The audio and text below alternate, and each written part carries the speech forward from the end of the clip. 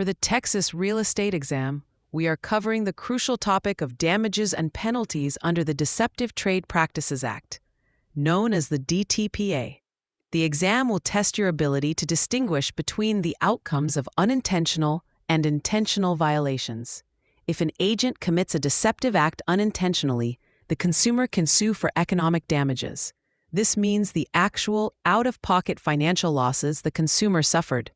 For example, if a buyer paid for a home inspection based on a licensee's unintentional misrepresentation, the cost of that inspection could be considered economic damages. The exam loves to create scenarios, so let's imagine an agent unintentionally tells a buyer a roof is 5 years old when it's actually 15. The economic damage would be the cost difference between repairing a 5-year-old roof versus a 15-year-old one. Now, the penalties escalate significantly when the violation is committed knowingly or intentionally. The exam will use these specific keywords to signal a more severe penalty.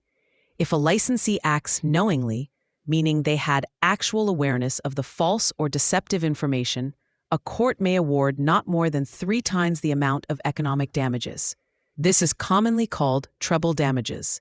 Using our roof example, if the agent knew the roof was 15 years old but lied and the economic damages were $10,000, the consumer could be awarded up to $30,000. Exam questions will often provide a scenario with a clear, knowing violation and ask you to calculate the maximum potential damages. This is a classic trap. You must remember to multiply the economic damages by 3.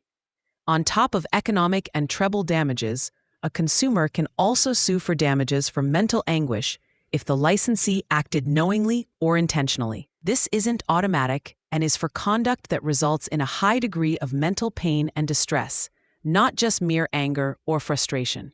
Finally, a critical point for the exam is that a prevailing consumer is entitled to have their reasonable and necessary attorney's fees and court costs paid by the defendant.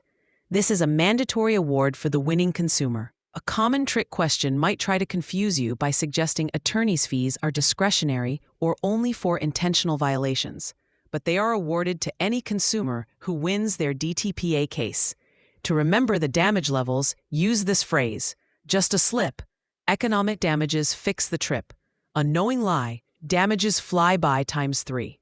This helps separate the baseline economic damages for any violation from the punitive treble damages reserved for knowing or intentional acts. For free practice questions, AI-powered explanations, and more exam prep tools, visit openexamprep.com. That's openexamprep, all one word, .com.